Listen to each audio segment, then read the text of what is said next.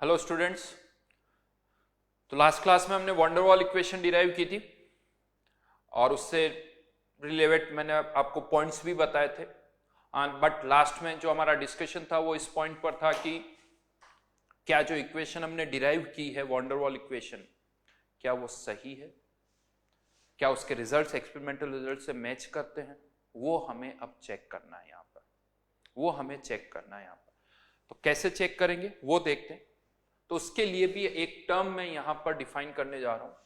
पहले उस टर्म को हम डिफाइन करेंगे, उसको समझेंगे, फिर वंडर वॉल इक्वेशन को चेक करेंगे कि क्या वो सही है या नहीं है। तो टर्म जो हम यहां डिफाइन करने जा रहे हैं वो है compressibility factor.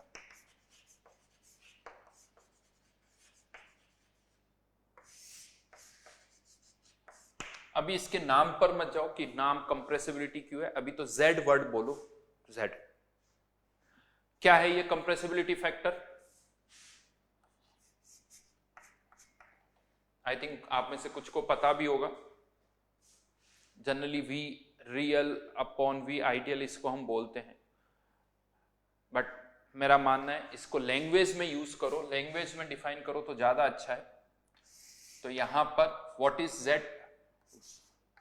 Volume of 1 mole real gas upon volume of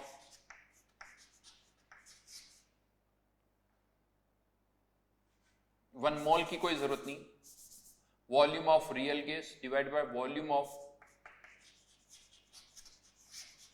ideal gas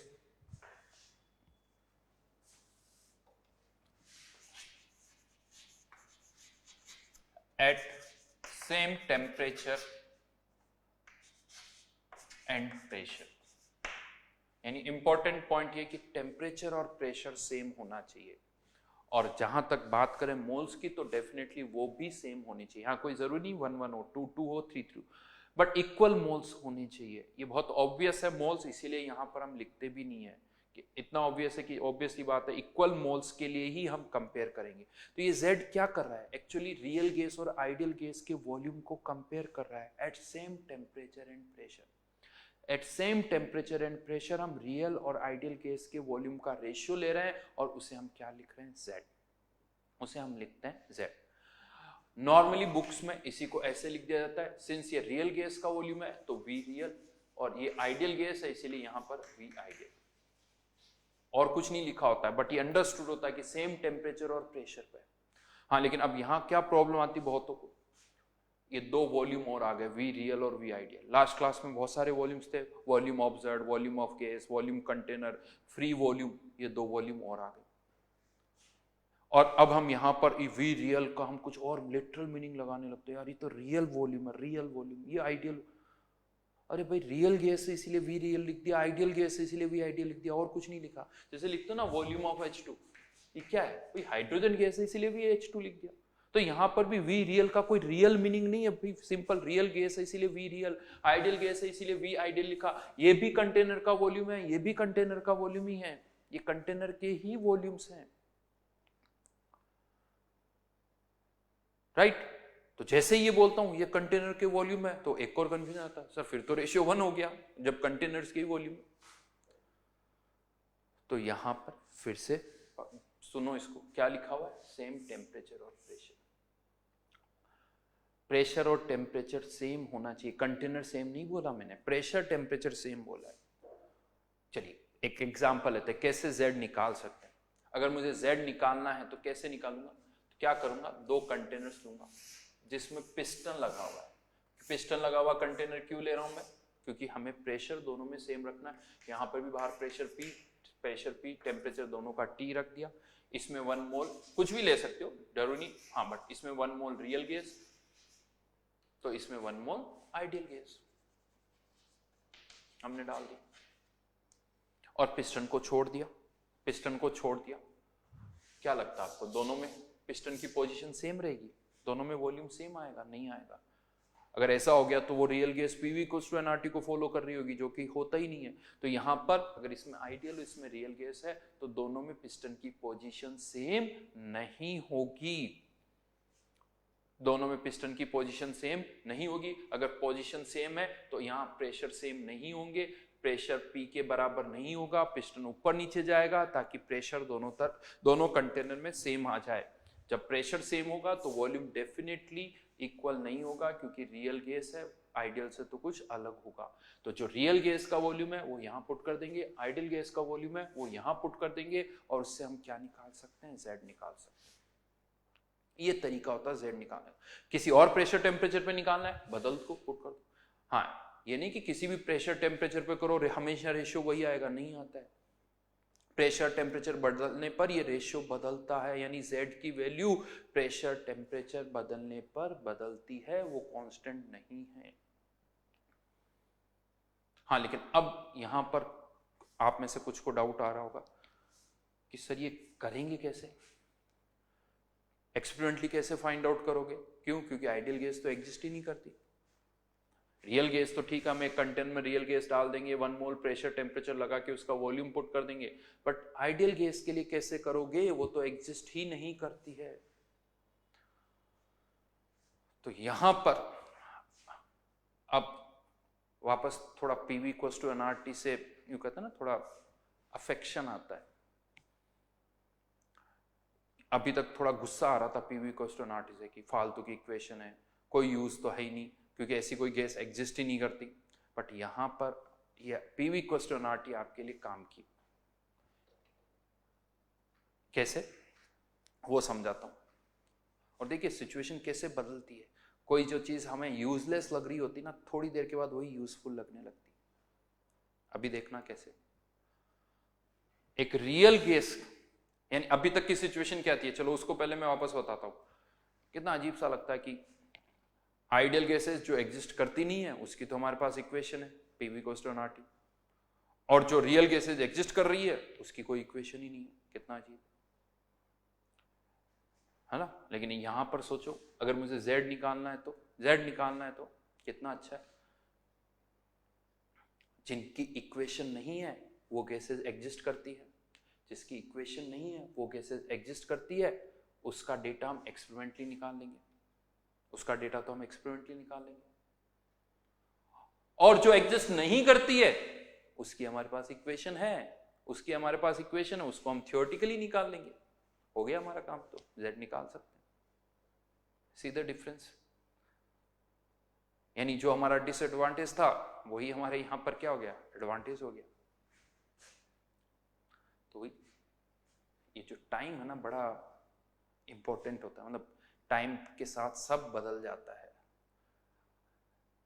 नहीं, जिसकी कभी वैल्यू नहीं होती, आप सोचो कोविड, नहीं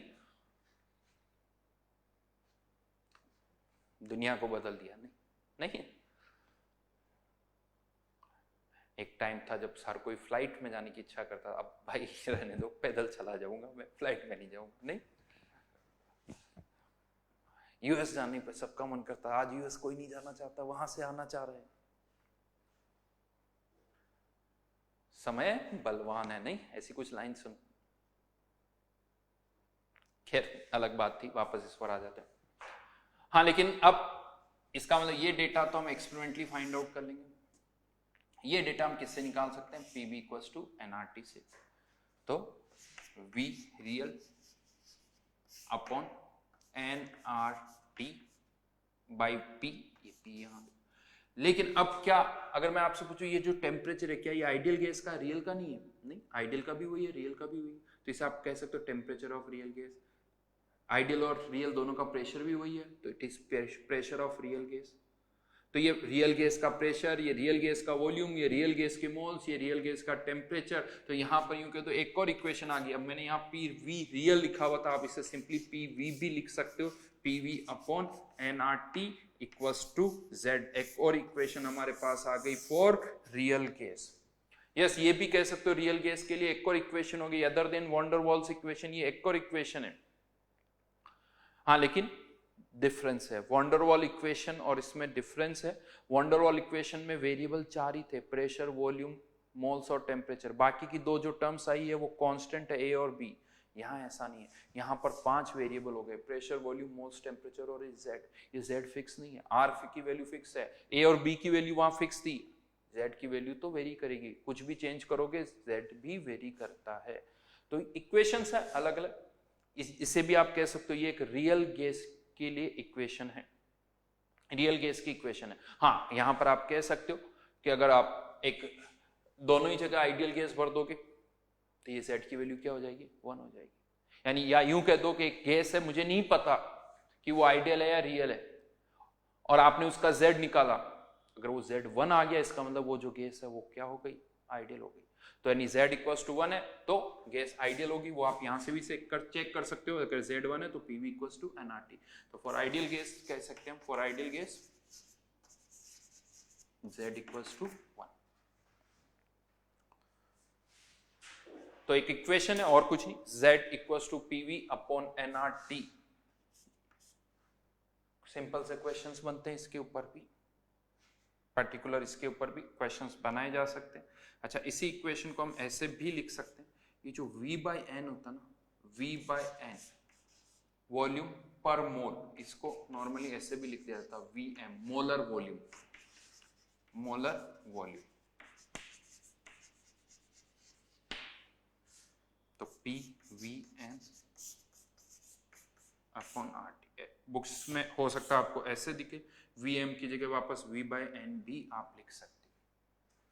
तो एक टर्म हमने यहां पर डिफाइन की Z, कैसे डिफाइन की वो मैंने आपको यहां पर बता दिया कि ये टर्म क्या है, कैसे हम डिफाइन कर रहे हैं। अब मेन पर्पस क्या था हमारा, हमें चेक करना है कि जो वॉन डेर वाल इक्वेशन हमने डिफाइन की, डिराइव की है, क्या वो सही है या नहीं है, उसको हमें चेक करना है। कैसे कर सकते हैं वो अब हमें यहां देखना है। तो क्या किया गया, पहले ये जितनी भी रियल गैसेस है ना, उन सब के लिए हमने कर्व प्लॉट किए, लेकिन जो कर्व प्लॉट किए वो Z वर्सेस P के बीच में, P वर्सेस V में नहीं, Z वर्सेस P के बीच में कर्व प्लॉट किए, क्योंकि वो अपने आप आगे समझ में आ जाएगा। अब यहां पर मैं कह सकता हूं कोई भी आइडियल गैस के लिए भी आप Z वर्सेस P का कर्व प्लॉट करोगे ना, तो एक आइडियल गैस के लिए तो Z हमेशा ही 1 आता है। तो आइडियल गैस के लिए ये जो लाइन है, कह सकते हो ये किसको रिप्रेजेंट कर रही है, Z इक्वल्स टू 1 की कॉरेस्पॉन्डिंग। ये किसको रिप्रेजेंट कर रही है, आइडियल गैस को। अब अगर रियल गैस है तो Z की वैल्यू या तो 1 से ज्यादा होगी या 1 से कम होगी। तो जब हमने अलग अलग गैसेस के लिए यहां पर कर्व प्लॉट किए, तो हमने क्या देखा कि मोस्टली गैसेस के लिए ये जो कर्व है वो कुछ इस तरह से आता है, यानी Z की वैल्यू पहले कम प्रेशर पर 1 से कम होती, बहुत ज्यादा प्रेशर है तो 1 से ज्यादा होगी। तो ज्यादातर गैसेस के लिए कर्व इसी तरह से आते हैं। हाँ, लेकिन कुछ गैसेस ऐसी थी जैसे हाइड्रोजन और हीलियम, उसके लिए कर्व इस तरह से भी थे। और ये जो कर्व है एट रूम टेम्परेचर में बात कर रहा हूं, टेम्परेचर चेंज करने पर कर्व बदल जाते हैं। एट रूम टेम्परेचर अभी हम बात कर रहे हैं, ये मान लो आप कुछ N2 का मान लेते हैं, ये कुछ CO2, इस तरह से ये इस तरह के कर्व्स ऑब्टेन होते हैं अगर Z वर्सेस P का कर्व प्लॉट किया जाए। क्यों Z वर्सेस P का कर्व हम प्लॉट कर रहे हैं, तो इससे क्या होता है, जो डिफरेंस है ना, डेविएशन जो है वो काफी अच्छा दिखता है। Z इक्वल्स टू 1 से जो डेविएशन है वो बहुत अच्छा दिखता है। P वर्सेस V के कर्व सभी एक जैसे ही दिखते हैं, सब वो हाइपरबोला टाइप दिखते हैं, तो उसमें डिफरेंशिएट नहीं किया जा सकता। इसीलिए यहाँ पर जो कर्व हम प्लॉट करते हैं वो Z वर्सेस P के बीच में। अब हमें ये देखना है कि जो हमने van der Waal equation derive की है, क्या उसके रिजल्ट्स भी इसी से, क्या उससे हम ये रिजल्ट्स डिराइव कर सकते हैं, या उसके जो रिजल्ट्स है वो इस एक्सपेरिमेंटल रिजल्ट से मैच करेंगे या नहीं, ये हमें देखना है। चलिए करके देखते हैं। तो यहां पर जैसा अभी मैंने कहा, मोस्टली गैसेस के कर्व इसी तरह से होते हैं। तो पहले हम इन कर्व्स पर फोकस करेंगे थोड़ी देर के लिए, इनको भूल जाओ, इनको भी हम बाद में डिस्कस करेंगे, बट पहला हमारा जो फोकस है वो N2CO2 इन पर है। जो हमारी वॉन डेर वाल इक्वेशन है उससे हमें चेक करना है कि क्या इसी तरह के कर्व्स आएंगे या नहीं आएंगे। तो वॉन डेर वाल इक्वेशन कुछ इस तरह से है, an² upon v² v minus np upon nrt। यहां पर अब मैं क्या कर रहा हूं, इस n को यहां नीचे लेके आ जाएंगे तो v बाई n का होल स्क्वायर हो जाएगा, तो इसको भी आप क्या लिख सकते हो, p प्लस a vm²। यहां से इस n को कॉमन लिया तो n बाहर आ गया और वो इस n से कैंसिल आउट हो जाएगा, यहाँ v बाई n आ जाएगा, तो इसमें vm माइनस b। ये कोई नई इक्वेशन नहीं लिखी मैंने, ये वॉन डेर वाल इक्वेशन ही है। वापस Vm को V/n लिख दोगे, वही बात हो जाएगी। तो ये लिखने का तरीका है, मोस्टली बुक्स में ऐसे ही होता है, इसीलिए मैंने भी ऐसे ही लिख दिया। आप इसको भी यूज कर सकते हो, इसको भी यूज कर सकते हो। और Z इक्वल्स टू अभी हमने लिखा था, क्या था, PVm/RT। अब प्रॉब्लम क्या है, वॉन्डरवॉल इक्वेशन को अगर हम प्लॉट करें तो कर्व कैसा होगा, ये A और B की वैल्यूज पर भी डिपेंड करेगा। जब तक आपके पास A और B की वैल्यूज नहीं है, आप कर्व नहीं प्लॉट कर सकते। यानी गैस टू गैस वो कर्व अलग अलग तरह के होंगे, जैसा दिख भी रहा है। तो हमें यहां पर अब हर एक गैस के लिए तो हम प्रूव नहीं करेंगे, हमें एक जनरल कर्व प्लॉट करना है कि जनरली कर्व कैसे होते हैं। तो इसके लिए हमें यहां पर कुछ अप्रोक्सीमेशंस करने होंगे ताकि हम आसानी से चेक कर सकें। तो यहां पर अब हम क्या करने जा रहे हैं, एग्जैक्टली कर्व प्लॉट करना तो बड़ा मुश्किल है। हम क्या करेंगे, यहां पर इस कर्व को नाइट्रोजन या यूं कह दो इनके जो गैसेस के कर्व है, रियल गैसेस के जो कर्व है, जो नीचे जाके ऊपर आ रहा है, इसको आप 3 पार्ट में ब्रेक कर दो। इसको आप 3 पार्ट में ब्रेक कर दो, एक ये और इस तरह से। ये पार्ट जहां पर हम कहते हैं प्रेशर कम है, इसे हम बोलते हैं लो प्रेशर रीजन। यहां प्रेशर कम है, लो प्रेशर।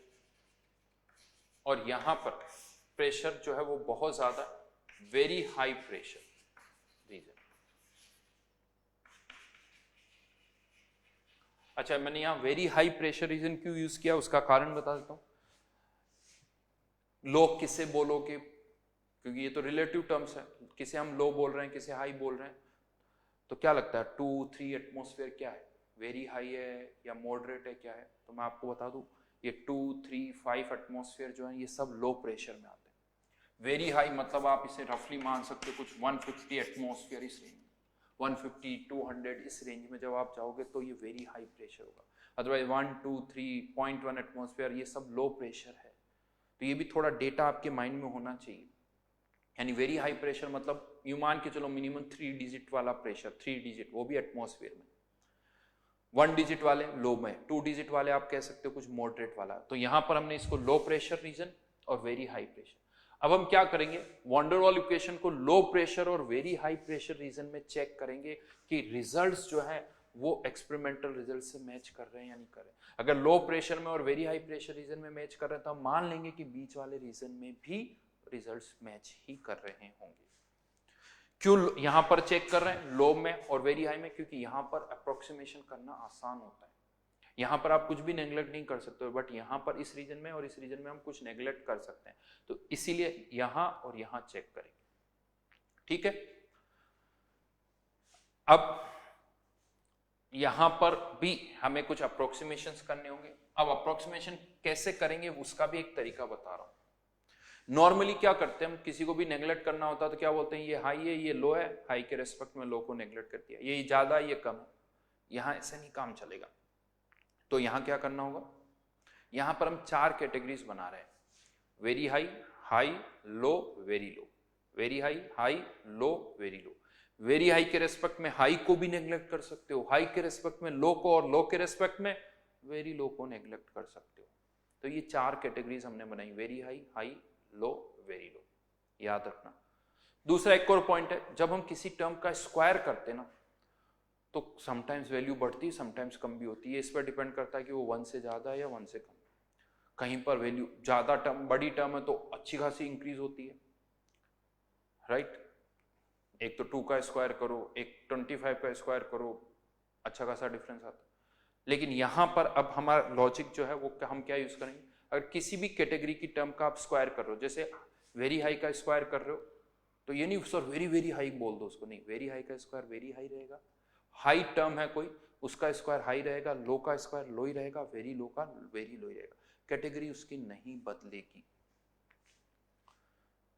समझ रहे हो, लो का किसी कोई क्वांटिटी आप बोल रहे हो लो है, उसका स्क्वायर करोगे तो फिर भी उसे लो ही बोलोगे, हाई है उसका स्क्वायर करोगे तो हाई ही बोलोगे, चेंज नहीं करोगे उसकी कैटेगरी। ये जो 2 पॉइंट्स है मैंने जो बताए वो याद रखना ताकि आसानी से हम समझ सके, ठीक है। इन्हीं लॉजिक को हम यहां पर यूज करेंगे। अब यहां पर मैं आ रहा हूं सबसे पहले case 1 in low pressure reason.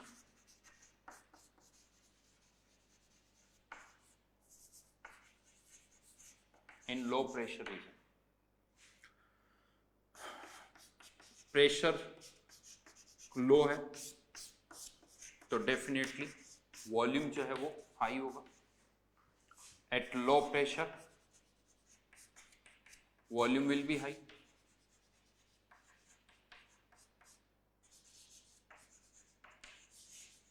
ठीक है, प्रेशर लो वॉल्यूम हाई। तो यहां पर हम कह रहे हैं ये जो वॉल्यूम है वो हाई होगा। ये बी क्या है? मॉलिक्यूल्स का वॉल्यूम। और मॉलिक्यूल्स का वॉल्यूम आपको पता ही, मॉलिक्यूल्स का वॉल्यूम एक तो फिक्स्ड होता है, वो चेंज नहीं होगा, और मॉलिक्यूल्स का जो वॉल्यूम होता है वो तो कम ही होता है, कम ही होता है। तो ये मॉलिक्यूल्स का वॉल्यूम है जो कि लो है। ये कंटेनर का वॉल्यूम प्रेशर कम कर दिया तो वॉल्यूम अच्छा खासा होगा, हाई। तो हम इस V के रिस्पेक्ट में इस B को नेग्लेक्ट कर सकते हैं। लेकिन अब कंफ्यूजन यहां पर भी होता है, सर यहां तो कर दिया, ठीक है, समझ में आ गया, ये हाई ये लो, तो बहुतों को लगता है यहां पर भी कुछ नेग्लेक्ट होना चाहिए। क्यों बहुतों को ऐसा लगता है कि सर क्यों नेग्लेक्ट होना चाहिए? क्योंकि उन्हें लगता है सर ये वॉल्यूम हाई है तो यहाँ तो Vm² है, तो और डिनोमिनेटर में तो ये वाली टर्म भी लो होनी चाहिए, क्योंकि ये हाई है, इसका स्क्वायर भी हाई, तो A/Vm² लो। बात तो सही आपकी, ये लो होगी, लेकिन नेग्लेक्ट किसके रेस्पेक्ट में कर रहे हो आप? प्रेशर। और प्रेशर भी तो आपने क्या लिखा हुआ? लो लिखा हुआ।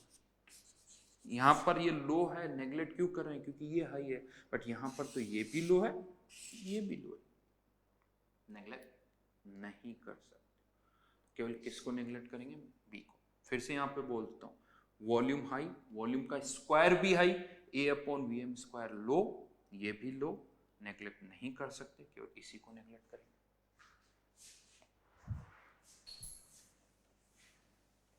यहां लिख रहा हूं, इसको नेग्लेक्ट कर दिया तो क्या आ जाएगा? P, ओपन कर लो इसको, P Vm plus A/Vm equals to RT। A/Vm इसको मैं उधर लेके जा रहा हूं और RT से पूरी इक्वेशन को डिवाइड भी कर रहा हूं, तो RT से पूरा डिवाइड कर दिया, ये 1 A/Vm RT हो जाएगा। इसको मैं क्या लिख सकता हूं? Z A/Vm RT। ये हमारे पास फाइनल इक्वेशन आ गई। A कांस्टेंट है, R कांस्टेंट है, T भी कांस्टेंट है, ये सब टेम्परेचर पर है। यहाँ वेरिएबल क्या है? Vm और Z। ठीक है, अब पहले यहां से देखते हैं, इस लो प्रेशर रीजन में प्रेशर बढ़ाने पर क्या हो रहा है। जैसे जैसे आप प्रेशर बढ़ा रहे हो, जैसे जैसे आप प्रेशर बढ़ा रहे हो, Z की वैल्यू कम हो रही है। केवल इसी रीजन की बात कर रहा हूं, Z की वैल्यू कम हो रही है। क्या यहां से भी रिजल्ट्स वही आएगा? देखते हैं। प्रेशर बढ़ाया, ये वाली टर्म कम होगी प्रेशर बढ़ाने पर, ये वाली टर्म कम होगी, डिनोमिनेटर वाली टर्म कम हो रही है तो ये वाली टर्म बढ़ेगी, और अगर ये वाली टर्म बढ़ेगी तो ये वाली टर्म माइनस में, तो ये वाली टर्म कम होगी, यानी Z भी कम होगा। फिर से बोल रहा हूं, प्रेशर बढ़ाया, ये वाली टर्म कम हो गई, डिनोमिनेटर कम हो रहा है तो ओवरऑल टर्म बढ़ेगी, लेकिन ये माइनस में है तो ये वाली टर्म कम होगी, यानी Z कम होगा। यानी यहां से और यहां से रिजल्ट्स मैच कर रहे हैं। हाँ, यहाँ पर आपको ये प्रूव नहीं करना है कि सर देखो तो कर्व आ रहा है, यहाँ से कैसे प्रूव करोगे? नहीं, केवल इतना सा प्रूव करना है कि हाँ यहाँ से भी Z की वैल्यू कम हो रही प्रेशर बढ़ाने पर, और यहाँ पर भी कम हो रही है, बस इतना ही प्रूव करना, यानी रिजल्ट्स मैच कर रहे हैं। वैसे मैं आपको बता दूं, कोई आपसे ये नहीं पूछने वाला कि चेक करके बताओ, तो फिर हम ये सब क्यों कर रहे हैं उसका कारण बताता हूँ। जेई में इस तरह के बहुत बार क्वेश्चन आ चुके हैं कि बताओ लो प्रेशर रीजन पर वॉन डेर वाल इक्वेशन को हम और कैसे लिख सकते हैं। तो ये जो वॉन डेर वाल इक्वेशन, इसको लो प्रेशर में आप ऐसे भी लिख सकते हो, डायरेक्ट क्वेश्चन आए। इवन ऐसे क्वेश्चन भी आए कि Z वर्सेस 1/Vm का अगर कर्व प्लॉट करेंगे तो उसका स्लोप किसके बराबर होगा? तो Z वर्सेस 1/Vm का कर्व प्लॉट करोगे तो स्लोप -A/RT के बराबर होगा। ऐसे क्वेश्चन डायरेक्ट आए हैं। स्लोप दे रखा था, A की वैल्यू निकालना, वो निकालो, ये पूछा गया है। यानी बहुत सिंपल से क्वेश्चंस आए हैं। तो पर्पस वो नहीं है कि प्रूव करना है, पर्पस ये कि इक्वेशन आपको बतानी थी। तो लो प्रेशर पर आप वॉन डेर वाल इक्वेशन को ऐसे भी लिख सकते हो, ये आपको याद रखना। ठीक है, then case 2, at very high pressure, अच्छा, यहाँ पर लैंग्वेज बहुत सही तरह से यूज करोगे। अगर मैं वेरी हाई लिख रहा हूँ तो आपको भी वेरी हाई यूज करना है। ऐसा नहीं कि मैंने वेरी हाई लिखा, हाँ सर वेरी हाई हाई, बात एक नहीं, एक ही बात नहीं है यहाँ पर, ये ध्यान रखना। वेरी हाई तो वेरी हाई, अगर हाई बोल रहे हो तो हाई, बहुत क्लियर कट, इन चारों टर्म्स में डिफरेंस पता होना चाहिए, नहीं तो ये सब कंफ्यूज हो जाओगे। और जैसा मैं कह रहा हूँ बस वैसे ही सोचना है, और किसी तरह से नहीं सोचना है, नहीं तो फिर कुछ समझ में नहीं आएगा, फिर लगेगा सर ऐसे सोचो, तो नहीं, इसी तरह से सोचना है, तभी इक्वेशंस डिराइव कर पाओगे। नहीं तो फिर याद रखना पड़ेगा कि लो प्रेशर पर ये इक्वेशन ये होती है, बात खत्म। अगर डिराइव करना चाहते हो तो इसी तरह से थॉट होना चाहिए। एट वेरी हाई प्रेशर, अब प्रेशर आप बढ़ाते जा रहे हो। अब यहां पर मैं आपको बता दूं, एक रियल गैस जो है, आप प्रेशर बढ़ाते हो वॉल्यूम कम होगा, फिर प्रेशर बढ़ाओगे फिर वॉल्यूम कम होगा, क्या होगा, धीरे धीरे रियल गैस कंप्रेस होती जाएगी। लेकिन आपको क्या लगता है कि रियल गैस और लिक्विड में क्या डिफरेंस? लिक्विड भी एक तरह की, यूं कहो तो अच्छा खासा आपने उसको कंप्रेस कर दिया है। लिक्विड में भी अट्रैक्शन होता है, रियल गैस में भी अट्रैक्शन है। तो जैसे जैसे एक रियल गैस कंप्रेस होती जाएगी, फिर फर्दर उसको कंप्रेस करना आपके लिए और मुश्किल होता जाएगा, आसान नहीं होगा, मुश्किल होता जाएगा। जैसे वाटर को कंप्रेस करना, लिक्विड को कंप्रेस करना मुश्किल होता है, उसी तरह से रियल गैस को कंप्रेस करना भी मुश्किल होता जाएगा। जैसे पानी का प्रेशर आप 1 एटमॉस्फेयर से 5 एटमॉस्फेयर कर दो, वॉल्यूम में बहुत कम चेंज होता है। उसी तरह से इनिशियली आप रियल गैस का वॉल्यूम कम करोगे, प्रेशर कम करो, प्रेशर बढ़ाओगे वॉल्यूम कम होगा, फिर प्रेशर बढ़ाओगे वॉल्यूम अच्छा खासा कम होगा, लेकिन धीरे धीरे वॉल्यूम में चेंज कम होता जाएगा। यानी प्रेशर बढ़ा रहा हूँ वॉल्यूम कम हो रहा है, प्रेशर बढ़ा रहा हूँ वॉल्यूम कम हो रहा है, लेकिन धीरे धीरे वो चेंज कम होता जाएगा। यस, आप ये कह सकते हो कि एट हाई प्रेशर वॉल्यूम तो कम होगा, लेकिन उसके बाद अगर आप प्रेशर और बढ़ाओगे तो फिर वॉल्यूम में चेंज कम होगा, बहुत कम होगा। यानी एट हाई प्रेशर वॉल्यूम कम होगा, लेकिन एट वेरी हाई प्रेशर भी वॉल्यूम कम ही होगा, वो बहुत कम वाली कैटेगरी में कभी नहीं जाएगा। यानी at very high pressure volume will be low, very low नहीं होगा, वॉल्यूम लो ही होगा। फिर से अब यहां आ रहे हैं,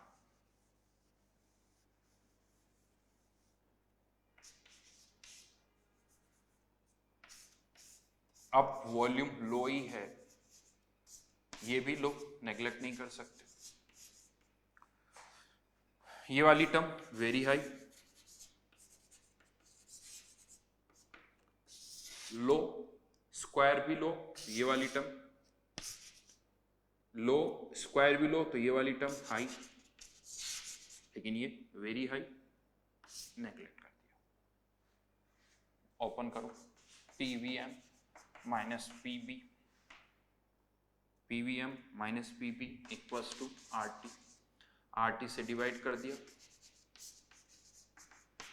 1 ये उधर लेके चले गए, PB बाय RT, और इसे क्या लिख दिया हमने, Z equals to 1 plus PB upon RT।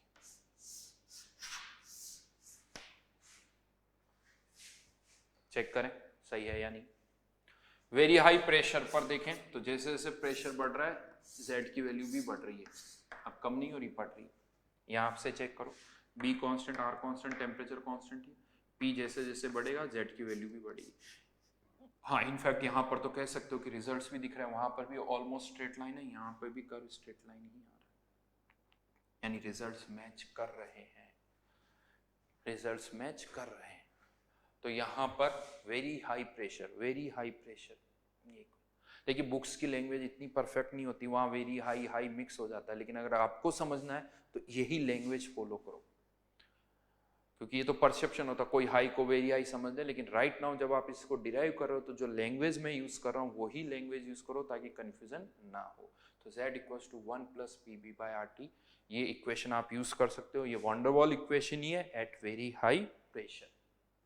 हाँ, लेकिन तो फाइनली हमने प्रूव कर लिया कि लो प्रेशर हो या वेरी हाई प्रेशर हो, वंडरवॉल्स के रिजल्ट एक्सपेरिमेंटल रिजल्ट से मैच कर रहे हैं, यानी definitely PV equals to RT से तो एक बेटर ऑप्शन है, क्योंकि PV इक्वल्स टू RT से तो हमेशा ही कर ये आएगा, तो एक बेटर ऑप्शन हमें मिला। हाँ, अब बहुत बार डाउट आता सर कि हाइड्रोजन और हीलियम के लिए कर्व ऐसा क्यों, हाइड्रोजन और हीलियम के लिए कर्व ऐसा क्यों है, चलिए उसको भी समझते हैं। केस 3,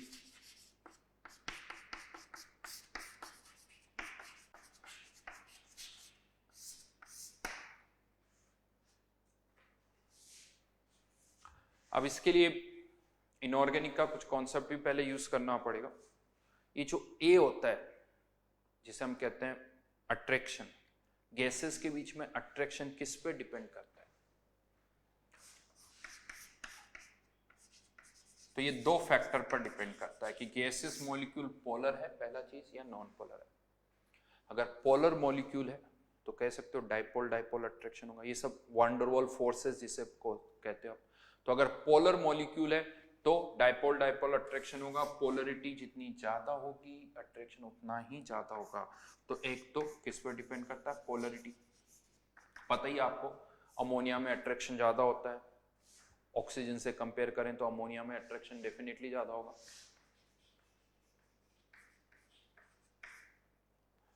क्योंकि पोलर मॉलिक्यूल है अमोनिया, तो पोलरिटी जितनी ज्यादा होगी।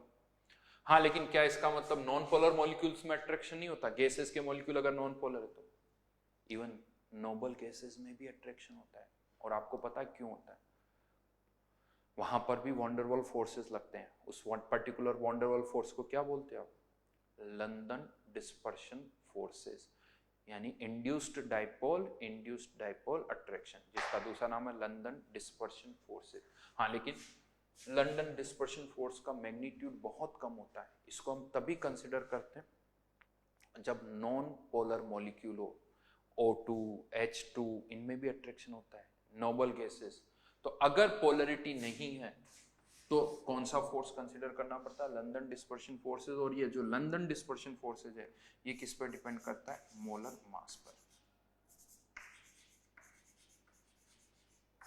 For non polar molecules.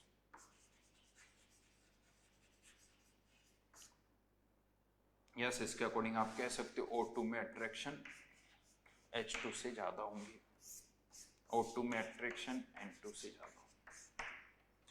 Polar को नॉन पोलर से हम नहीं कंपेयर कर रहे हैं, बड़े सिंपल से केसेस में कंपेयर कर रहे हैं। बड़ा ही ऐसा नहीं कि कुछ भी दो केसेस लाओगे और आप मुझसे पूछोगे सर बताओ किसमें अट्रैक्शन ज्यादा, नहीं बता सकते, बड़ा कॉम्प्लिकेटेड होता है।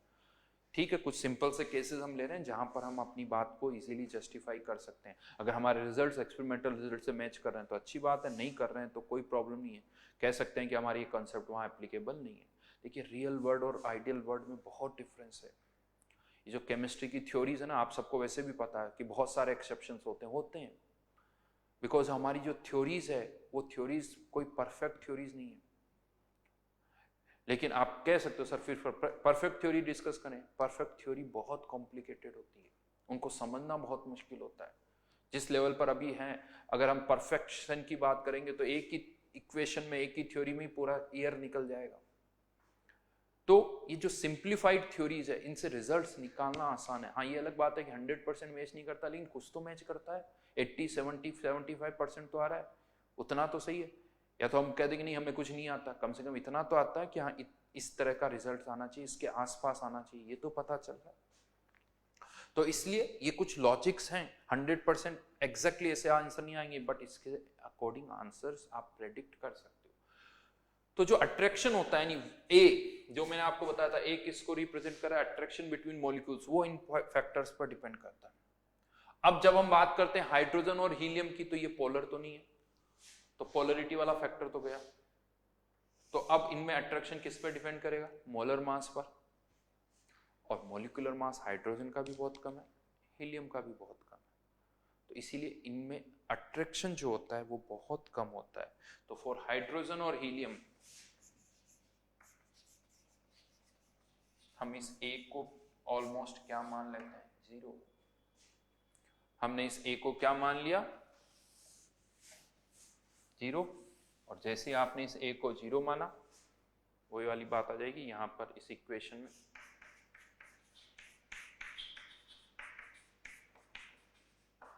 Z equals to 1 plus PV/RT, यानी इसीलिए हाइड्रोजन और हीलियम के लिए डायरेक्ट हमेशा ही कर प्रेशर बढ़ने पर Z बढ़ रहा है, ये कर्व इस तरह से।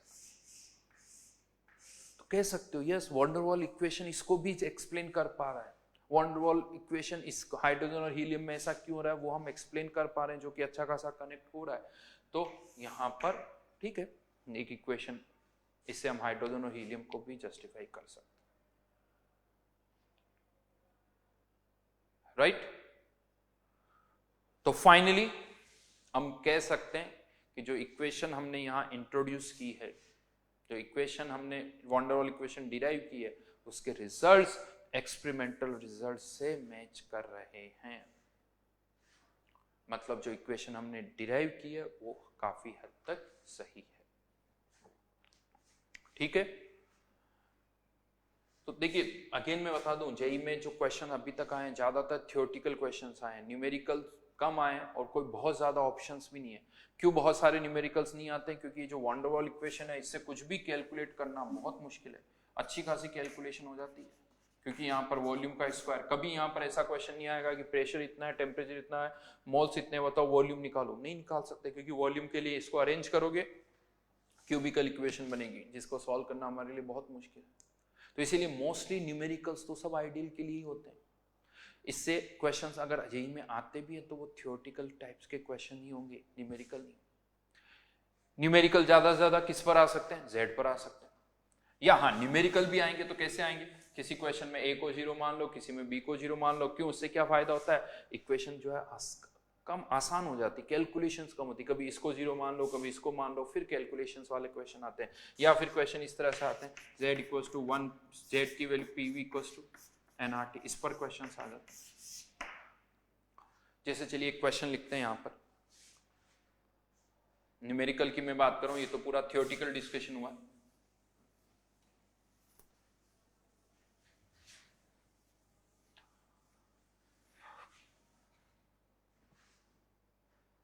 Calculate pressure exerted by a real gas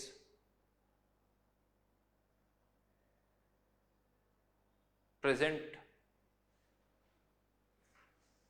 in a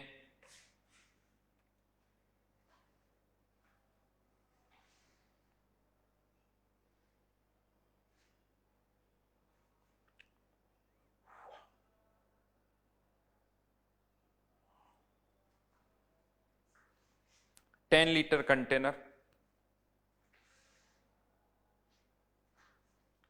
10-liter container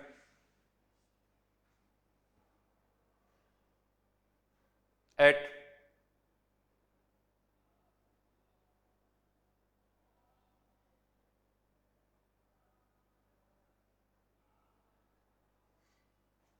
300 Kelvin temperature,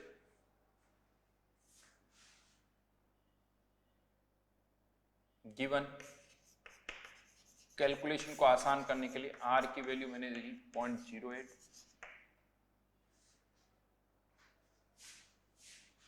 moles भी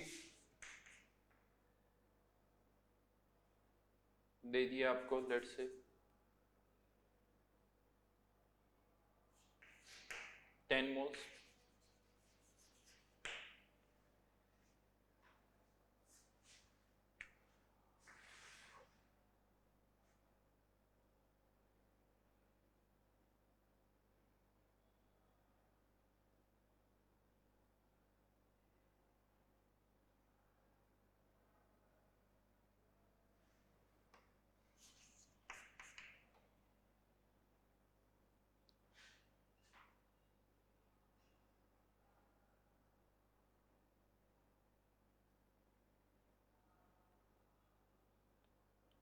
जस्ट मिनट,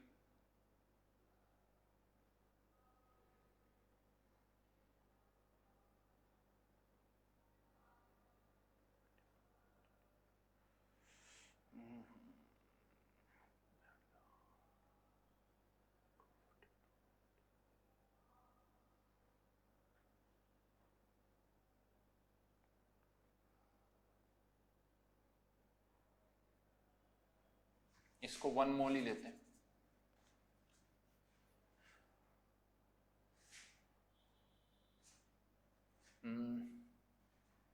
बी की वैल्यू भी चलिए 1 लीटर, इतनी होती नहीं है, कैलकुलेशन आसान करें, पर litre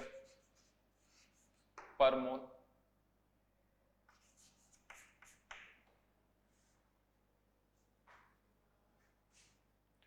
and V minus NB 1 1.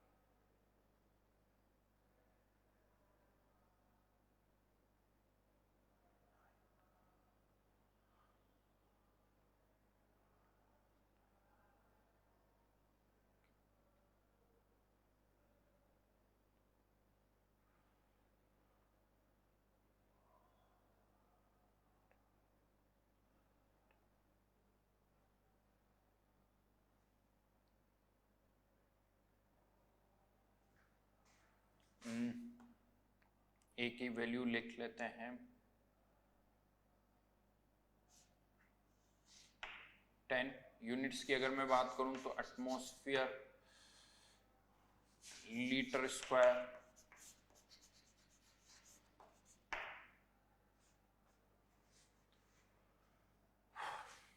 Data कोई बहुत अच्छा नहीं है, मेन चीज आपको बताना। तो equation P plus P minus N B equals to N R T. चलिए पुट करते हैं डेटा। P निकालना है, A की वैल्यू 10, N1 100, V की वैल्यू 10 लीटर कंटेनर मैंने बोला था, माइनस N की वैल्यू 1, B की वैल्यू भी 1, R की वैल्यू 0.08 इंटू 300, ये वैल्यू आ जाती है 24, यहाँ से 9, P प्लस